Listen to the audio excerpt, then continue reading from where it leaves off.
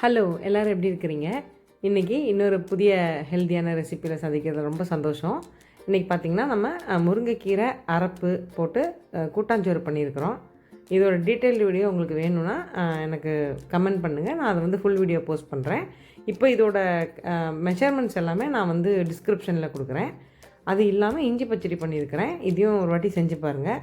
ரொம்ப டேஸ்டியான ரொம்ப ஹெல்த்தியான ஒரு ரெசிபி. இதில் எல்லாமே இருக்கும். ப்ரோட்டீன், ஃபைபர், காம்ப்ளெக்ஸ் கார்போஹைட்ரேட் எல்லாம் ஒன்றா கலந்த ஒரே சாப்பாடு.